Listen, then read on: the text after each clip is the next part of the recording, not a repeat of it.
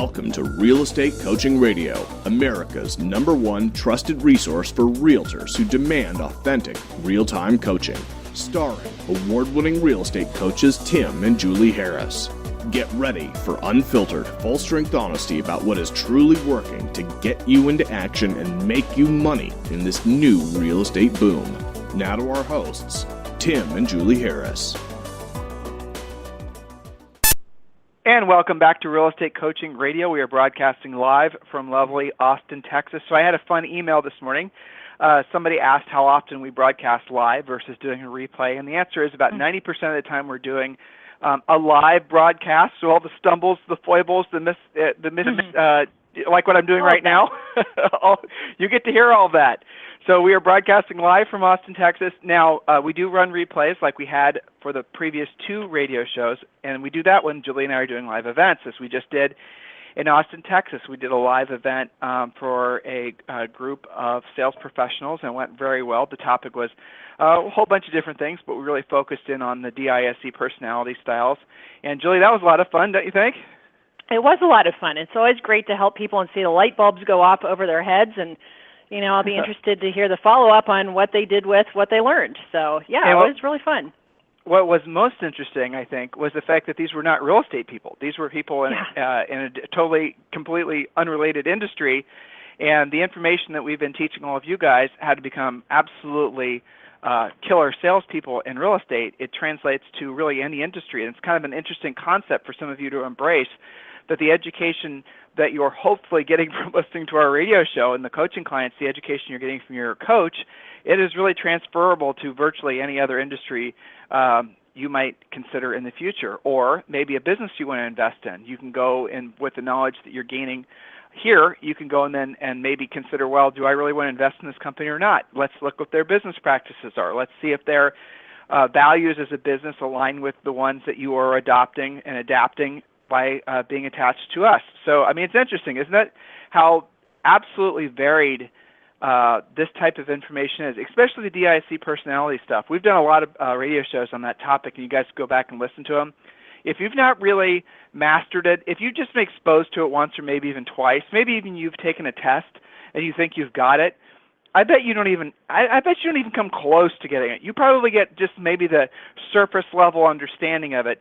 But when you deep dive into that and you actually look to see how it applies when adding staff, how it applies in sales environments, which is obviously most relevant to what we do here, how it applies to your personal life. I mean, after we did this presentation for this behavioral health group, what was fascinating to me was, okay, sure, these were salespeople, and we are gearing the presentation towards helping them to become better salespeople, adapting to the other folks' personalities and things of that nature.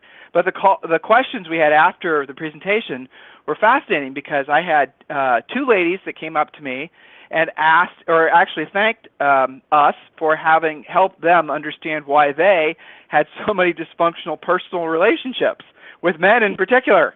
I thought that was fascinating. So when someone really gets this, it has a profound impact on their lives. It really does change everything in how you think about things. And Julie and I love confronting a lot of the sort of the dogma that's out there in our society. It's not just in the real estate industry, though it seems to germinate in the real estate industry. Things like you have to have passion to be successful, and basically follow your passion. We really talked about that, and we did past radio shows on that. So longtime listeners, our philosophy on that sort of 1980s motivational poster ethos type thing. You really don't have to have passion for what you're doing. You don't have to have passion for picking up the phone and calling for sale by owners. Have passion for actually helping that person do that transaction. Have passion for what comes as a result of doing the transaction. Have passion for, if you want to really break it down, have passion for the money you'll earn from the transaction, because it allows you to build the life of your dreams. But, to think that you can only be successful if you just wake up every single day feeling passionate, well, that's just kind of nuts. I mean, if anyone feels like that way, chances are they're self-medicating. So, Julie, any other interesting tidbits you've taken now that we've 24 hours ago we did it, and now we're on the radio again? Anything else you can think of that you're remembering back being a surprise? Well, I think it demonstrated the difference between training and coaching, because we spent a lot of time with them, Not just saying, hey, here's something on goal setting, here's something about personality styles. That's training. We spend a lot of time asking them, what does this mean to you? How are you going to implement it? What 3 steps are you going to take? What help do you need with that? That's the difference. And I really feel that by the end of the event, that based on their answers, they really did get it at a level that will help them make more money, be more efficient, have less stress in their lives, because we spent a lot of time on it. This was not like a 20-minute thing, right? This was a very, as you like to say, deep dive into those topics. So that applies to a lot of things in real estate. A lot of times grizzled veterans will say, well, yeah, I've heard that. I know about the 800 number. That's been around for years. Well, so what? What are you doing with it? Are you monetizing it? I don't care if you heard about it 30 years ago. What are you doing with it? So I think that makes a big difference. And it's always very nice and fulfilling for us to feel that we're having an impact on others. That's what we do this for. So, Julie, I have a question for you as a coach, as probably one of the nation's, if not the nation's best coach, as someone who's literally done tens of thousands of coaching calls, 90% to realtors, okay? So I have a question for you, and then we're going to get to our topic today, guys. Why do you think agents will start on a path, have success from the path? I mean, why do you really, not a we're being listened to by tens of thousands of people answer, but a real answer. Like if I was just asking you and you knew no one else was listening, and I asked this question, okay? Sure. So why do you think that so many people will start on a path that leads them to success, and then they stop and they go a different direction? Why do you think that happens? Why do you think that someone will start, like you mentioned, the 1-800-HOME hotline, where someone will use it, they'll make money from it, and even though it's working out for them, it's being successful, they go in a different direction. Or even with coaching, frankly. Someone will join a coaching organization and they're having success with it, and they decide, well, I'm just going to go in a different direction, even though it's clearly working if you look at the before and after results. So help me understand why people do stuff like that, even though on the surface it absolutely positively makes no sense. I think it freaks them out that things are so successful when they're working. That's the bottom line. I think that's unusual, and I think I think that there's a subconscious, maybe an ego reaction that, oh, that must have just been a fluke.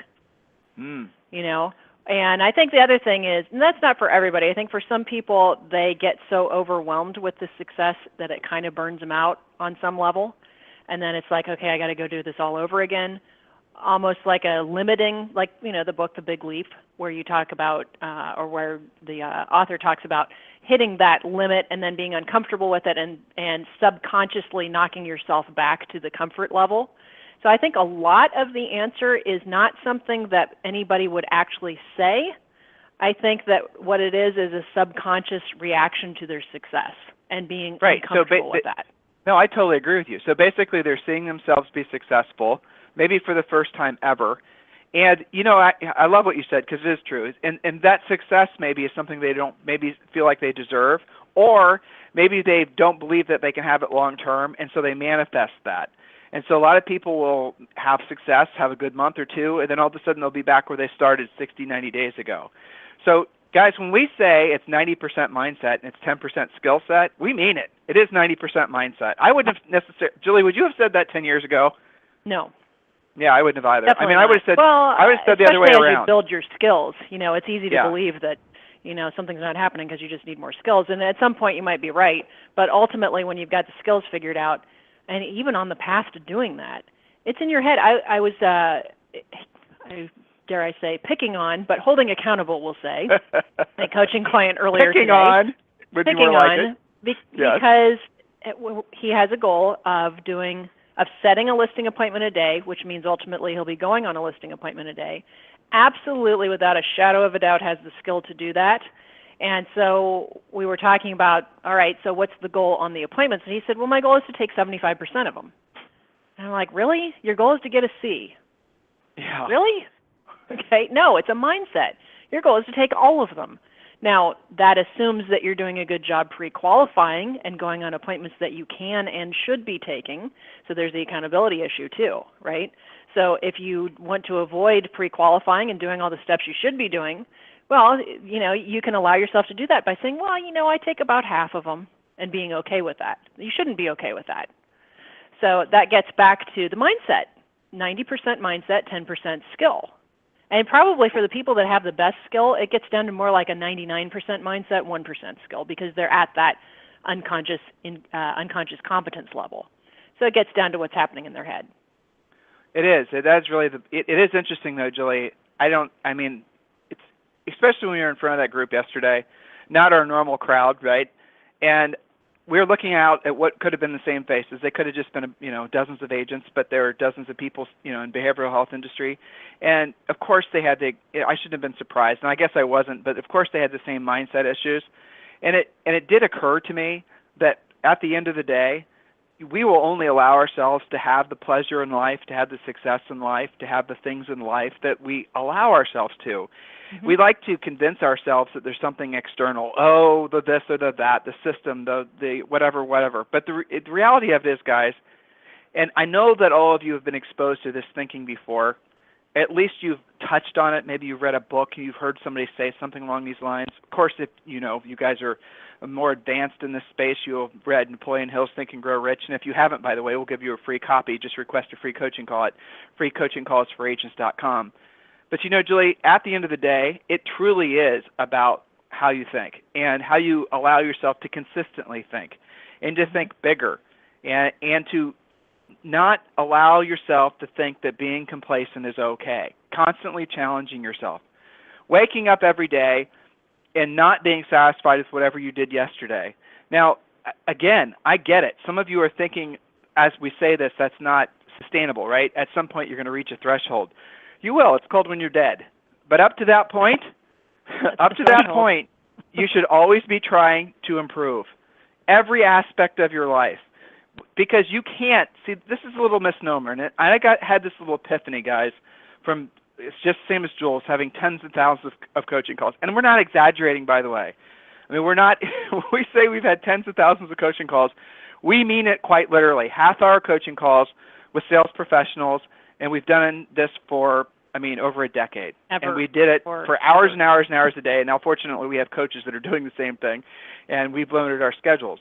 But really, at the end of the day, really what this comes down to, your ever-increasing success, truly is about what you'll allow yourself to experience. Truly is about the thoughts we were in front of this group yesterday, and we were doing a goal-setting exercise, and we started talking about goals. And with the exception of maybe 2 people, they didn't have any.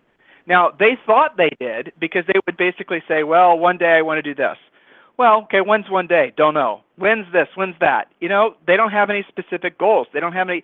So even though they have this sort of dream of what they want their reality to look like, and all of them did, none of them had an actual plan. Now, were we the first people to shout them down about their lack of taking actual initiative to accomplish their goals? Maybe. That's entirely possible, okay? But there's no way that they haven't read a book about it, seen a movie about it, heard somebody else talking about it. What happened was for example, there was a guy in the audience, and this was a simple issue. This was a simple goal. I asked him for a short-term-ish goal, something that would, that's motivating him, keeping him challenged, something that's almost like a guilty pleasure, selfish type thing. And he said, I want to buy a really nice watch. And I asked what the watch would cost, and he said, $30,000. Okay, that's a nice watch. Everyone will agree. So then the next question was, okay, with that $30,000, when are you going to buy that $30,000 watch? Well, that's when things basically went to shit because he didn't have an answer. Oh, right. Maybe this year, maybe that year. That's the accountability part.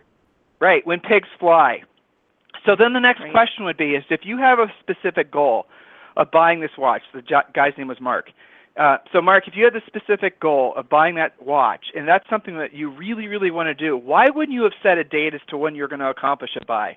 Now, all of you guys listening, I know, and there's tens of thousands of you listening, quite literally, I know you're hearing us, and I know you're thinking the same thing. Why wouldn't he have selected a date? Well, it's because when he selects a date, then all of a sudden there's some accountability for accomplishing the goal. All of a sudden then he's going to have to put an action plan together to accomplish the goal. All of a sudden he's going to have to start taking actions at a higher level than he was previously doing. See, that's what happens. Oh, I want to someday, another person in the audience, what was his name? Russell, right? Was that his name, Julie? Russell? I believe he wanted to go to, he wanted to go to Tahiti? Wasn't that his goal? Mm-hmm. Mm-hmm. Right. And so same question. When are you going to go? I don't know. Okay. How much is it going to cost? Don't know. Okay. What are the action steps that have to happen leading up to the accomplishment of that goal? Well, I suppose I have to buy plane tickets. Okay. Write that down. What's next? I have to book a hotel. Write that down. When are you going to go? Well, maybe this year, maybe next year. Pick a date. This year, when's it going to be? He picked September 15th or September 20th. I don't remember. Write that down. So now, we had a little break. So now here's what you're going to do. Go book the airfare. Go select the hotel. Actually put a plan in place to accomplish the goal. See, we know that. What I just said to you guys out loud was practical. Like, back to Mark with the watch. He's going to go in. I think he said he was going to have the watch within 90 days. He did, 90 days. He was going to go into the jeweler. He's going to put a $10,000 deposit and pay $10,000 towards it for every month for the next 90 days, because the rule was you have to be paying cash to accomplish these goals. Well, there you go. There's your action plan. So within 90 days, by the end of third quarter, he's going to have his watch. How cool is that? Russell's going to have gone. That's what the goal is. It's not right. Just would be nice. And the interesting thing about Tahiti guy was you asked him how long he'd been thinking about it, and it was like 7 years or something. Yeah, right. That's true. How about we do it? Isn't that incredible to think about, Julie? It is. It really is. Well, where's the disconnect, okay? Because we're not saying anything. We're not like reading ancient, Egyptian, right? This is all kind of feels practical, feels like it's common sense. If you want to go someplace, you're going to put in the address in nav, and you're going to follow the directions, and nav's going to tell you how long it's going to take you to get there. It's going to tell you, step-by-step, turn-by-turn directions. There's even going to be a nice little voice that's reminding you to do this, do that. So we're not telling things, we're sharing this information with folks. Everyone listening is saying, okay, I get that. But then why the heck aren't you doing it? So Julie, help me out there, right? So you're on the phone with a coaching client, and they have these aspirations of accomplishing certain things with their lives. And we always make small and relatively easy to accomplish goals. When you're building this muscle, you start out by choosing ones that you are realistically can accomplish in the short term, and then we build up to big goals. We don't just say, what's your 5-year goal? Who cares? Mm-hmm. We want to know what your 90-day goal is, what your 30-day goal is, what your 1-week goal is. Start by setting goals around those particular parameters. So, Julie, why is it ultimately that people will, like, for example, if Russell decides not to go ahead and follow through on his trip to Tahiti, what would you say to him? Well, he must be comfortable accepting the fact that that's not a real goal. Stop saying it is. You're not doing it. You must have decided it's not important enough, because you really only have two choices. Do the action steps and embrace the goal and do it. Remember, a goal is a dream with an action plan.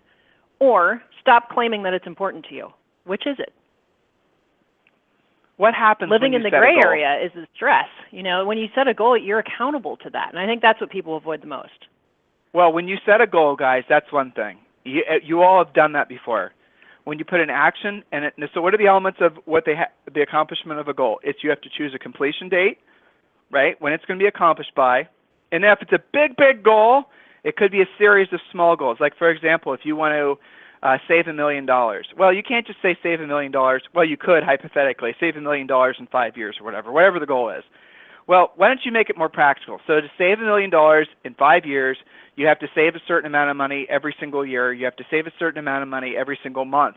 And make it really simple. Then you'll discover that maybe off every commission check you earn, you're supposed to be saving, say, 10 or 15 or 20%, right? So you have to break it down to the practical. But here's the thing that's interesting, and I don't understand this. And I do believe, if I'm being completely honest with you, I do believe what I'm about to share with you guys, and you've all experienced this, is truly spiritual. I don't understand it any other way, to be honest with you. So here's the thing. When you set your mind in motion on a goal, when you truly decide to own the goal, this is a 90% mindset stuff we were sharing with you guys earlier. But when you decide to accomplish a goal, not just talking about it and making it a dream, when you decide to accomplish a goal, there is a 100% chance that you'll do it. And I don't care how big the goal is. It doesn't matter.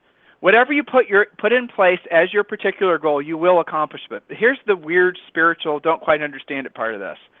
You will start finding little synchronicities. You'll start finding things that are aligning themselves behind you to accomplish this goal. Guys, listen, I know this sounds like Julie and I spent too much time in California, and I get it. We probably did. But the reality of it is this is true. We're in Texas, man. This is God's country. And it's still true. You will find everything, everybody, and almost a mystical, spiritual, sometimes, if I'm being honest with you, creepy way everything's going to align itself behind you to accomplish the goal if you truly want to accomplish it. Yes, you have to pick the completion date. Yes, you have to. So here's what happens. You're going to say, for example, I want to, how about this? I want to have 5 listings. We're going to keep it practical. I want to have 10 listings. I'm going to have 50 listings, whatever it is. And you decide to follow our instructions in the real estate treasure map. So you do everything, you follow the goal setting system that we put in place for you. You do the dry erase boards. You have all the visualization techniques. None of this is complicated. It'll maybe take you a couple hours to do, no big deal. So you have all that stuff in place. And then what happens is you'll start finding that you become more situationally aware. What does that mean? It means that your internal radio station is going to start tuning into a different frequency, which, by the way, was always there. It just you had to turn your own mental knob. And then everywhere around you, you're going to hear opportunities to take listings. I'm telling you, it happens that way. It's creepy. Uncanny. It really is uncanny. And I believe, Tim, that that's one way that you know that you're taking your goal seriously, is when you feel and see and hear those things happening. I agree. Yeah. Well, Julie, how much more productive are folks when they have success, right? When you've taken a listing, do you guys notice that you seem to be listing magnets? It's just because you've tuned your frequency channel. Now, here's the thing. Here's the practical side of this. Those opportunities and those conversations and those avenues to pursue business were always around you. You just were not listening for them. You were too much in your head. You were believing that you couldn't do it. You were doubting yourself. Your mindset wasn't, you needed to change the channel on your mindset in essence. But it starts with having, again, a practical goal. So if your goal was to have 10 listings at all times, and you write that down, again, get the Real Estate Treasure Map book. I'll give it to you for free. Just request a free coaching call at freecoachingcallsforagents.com, freecoachingcallsforagents.com. So those 2 free books. So when you request the free coaching call, you get Think and Grow Rich for Real Estate, and you get the Real Estate Treasure Mapping, so you guys aren't confused. You get both of those. So when you set your mind to the accomplishment of the 10 listings, or whatever your number is, the way you actually start to derive passion towards that particular goal is because you've already decided what you're going to do with the money that comes as a result of taking the 10 listings. Oh, God, Tim, you're so materialistic. Damn right I am, and so are you. We're spiritual beings in a physical manifestation, right? I mean, we live in a world. I'm walking on carpet. I'm wearing clothes. I have this phone on my head, and Julie does as well. You are a physical entity and a spiritual entity and a physical manifestation, and you need stuff. You need to walk on nice carpet. You need to have a nice phone. You need to ideally the best, right? The best stuff that you can manifest for yourself. Do it. I mean, if you want a Corvette, that's fantastic. If you want a Z06, that's even better. But why don't you go get a Lamborghini Aventador? Isn't that Tim, really? I had a great conversation with one of our excellent coaching clients in Houston, Michelle, and we were talking about her commitment to flying first class. From here on out, that's it. We said, okay, if you're going from Austin to Houston and it's a 45-minute flight, maybe you don't have to go first class. But anything of significant length, it does make a difference. She just went on a great Caribbean 10-year anniversary trip, and it was like all-out, spectacular, beautiful. So we're talking about goal setting, and I said, part of your homework is to replace that goal because you just did it with the next awesome vacation. And we talked a lot about, there's one thing to just like, quote, take some time off and, whatever, versus having a killer rock star vacation where you look back at it for the rest of your life going, God, I'm so glad I did that. I'm so glad I didn't go cheap on Yak Air with a 15-hour layover in Albuquerque. It makes a difference. You're telling yourself that you're only good enough for Yak Air, Yeah, you're telling yourself kind of a crappy affirmation. You're telling yourself you're only good enough for the Hyundai that you're driving. Hyundai's a great car, right? But come on now, is that really what you want? Was that the gold car, really? Yeah, exactly. I mean, the clothes when you go shopping, Target, really? Come on now. Seriously? I mean, guys, you're so materialistic. Again, let your heart go. Let your mindset, just allow it to be freed for a second. Walk outside of this very tightly confined golden cage that most of you have constructed for yourselves. We're not telling you to go accumulate debt. The last thing we're going to tell you guys. But we are saying if you don't have the lifestyle that you want, if you don't have the stuff that you want, if you don't have the everything that you want, not just for you, but it's okay to be selfish, it is. ultimately we're most motivated by our own self-interest, just the way it is, unless your name happens to be Mother Teresa. That is the way it goes, okay? But the reality of it is if you aren't experiencing the life that you want, and you aren't able to provide for your loved ones as you'd like to, if you're not able to help the charities that you'd like to, if you're not able to actually live to your fullest potential, it's your fault. It's your fault. It's not the color of your skin, or it's not the place you were born in the world or the country. It's not your lack of education. I mean, yes, those contributed to all. I'm not saying they're not part of your patchwork quilt of who you are, but at this point, listening to this radio show at this date in history, with the information that we provided for you just on this last half hour and the previous radio shows, we have given you the breadcrumbs to follow. If you're choosing not to follow them, it's your fault. If you're going to go and hop in your 10-year-old Camry and sit in rush hour traffic as you drive home from work, dreaming of the day that one day this big thing will happen for you, you need to be pissed off that you're in that situation still. I mean, mad. And it's not your family's fault. It's not your spouse's fault. It's not your husband's fault. It's not your boss's fault. It's not anything's fault. It's your fault. Take responsibility for it. Do something about it. Own it. It starts with your mindset. Pick a goal. Pick a short-term goal. Pick a 30-day goal. Pick a goal for today. Pick 3 things that you're going to get accomplished today. Then create many action plans behind every one of those 3 things. It does not matter what it is. You're going to take the trash out. Okay, cool. Normally you would have procrastinated and done it tomorrow, but you're going to do it today. Julie, what's the mantra for people that are procrastinators? What do you mean? Julie? Sorry. Yeah, what's the mantra for people that procrastinate? I'm a doer, I get things done. Oh, you mean the affirmation, I'm a doer, I do things now, I get things done. And that's an easy one to say over and over and over. I'm a doer. I do things now. I get things done. I use that, and I tell you, it really works, because if you say that to yourself 50 times a day, there's no way that you're going to procrastinate. It makes it impossible. Versus what many people say, I'll do it tomorrow. I'll have more time for it tomorrow. Well, no, you won't. In other words, you've done it today. Yeah, and Julie, I'm curious, what were you doing? You came back laughing. I have a feeling you were playing with Zoe. No, I wish. No. I was just reviewing some of the stuff from that event when you were talking about that, and you said mantra, and I was thinking about meditation and some of the other stuff we talked about there. Yeah, we did. Well, that was an interesting event. I even forgot we talked about meditation. You know what? We should do some radio shows about meditation. We really should. We should. It'd be fun. Yeah, we've never done a meditation. For a while. Okay. That's the perfect radio show. So for the next 30 minutes, we are going to meditate. Nope. I hear someone in Omaha making a noise. That's right. Okay, hey, Julie, we didn't even talk about our topic today, but that's okay. Hopefully we motivated these guys.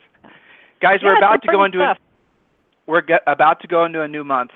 The year is halfway over. Here's the practical coaching side of what we're all about. The year is halfway over. You don't have 6 months left this year to earn money for you and your family. You don't. You don't even barely probably have 90 days. Why? Because if you take out the holidays, work backwards, guys.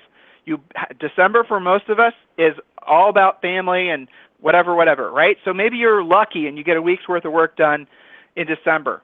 You take out the weekends. You got, Thanksgiving. You got the last week in October. You got 4th of July next week. You got, kids going back to school in September or late August. You have the natural holidays that I'm forgetting about, depending on your religion. You're the family vacation. You're bum, bum, bum, bum. Add it all up, right? And then realistically write down how many days you're going to be working left the rest of this year. And then this is the be honest part. How many hours of those days will you actually be doing something dollar productive? The average person working in an office really only does their job for 2 hours a day, even though their boss thinks they're working for 8 to 10 hours a day, just 2 hours a day. So you have no boss. You're an independent contractor for the most part. So if you're lucky, you're working 2 hours a day. Keep it real, right? This is no bullshit radio show. We're keeping it real. So if you add up all the hours you're planning on working the rest of this year, you're going to find that the amount of time that you're actually putting in for the rest of the year, unless you change your mindset, unless you change your approach, is maybe 30 days. Maybe, if we're lucky, you're going to put in a good 120 to 150 hours of real work the rest of this year. No wonder you're not accomplishing your goals. No wonder you've got a screwed up mindset. No wonder you think time is going too fast. No wonder you think things are going by you too fast, because you're not using your time every single day to the highest point, the highest level, to get the most out of every moment. If there's anything we can be doing for you, request a free coaching call at freecoachingcallsforagents.com, freecoachingcallsforagents.com. Hey guys, guess what? You don't have to be passionate to be successful. You really don't. You don't have to be passionate for what you're doing. Be passionate for the results. Embrace that. It takes the stress off of thinking you have to be passionate to make money. Julie, any other closing thoughts to these guys as we wrap? Yeah, I mean, take action now, because the year is flying by, and I always challenge my coaching clients and the coaches to do the same, to ask this question. It is the end of December, and you're looking back on this year. What are you most proud of? And what do you have to do to make sure that you've got the right answer to that? Keep it simple. Absolutely. Have a fantastic weekend. If there's anything we can be doing for you, request a free coaching call at freecoachingcallsforagents.com. Again, I appreciate all the solicitations for folks asking us to do speaking events. If you guys are interested in having us do a speaking event, I'm just going to be honest with you, we're highly selective. And just because, frankly, speaking events are very disruptive, a lot of flying, a lot of hotels and things of that nature. But, of course, we'll welcome all opportunities. Email me directly, and I'll forward it to the person that arranges all that for us. It's timandjulieharris.com, timandjulieharris.com, and the and is spelled out. In the meantime, have a fantastic day, guys. Make the most of this weekend. And remember, for those of you guys who are smart, who are chasing expireds, we're about to have a turn of the month, which means there is going to be a fairly dramatic increase in expireds. Make the next half of this year the best 6 months of your entire career. Have a fantastic weekend. This program has been a presentation by Tim and Julie Harris, Real Estate Coaching.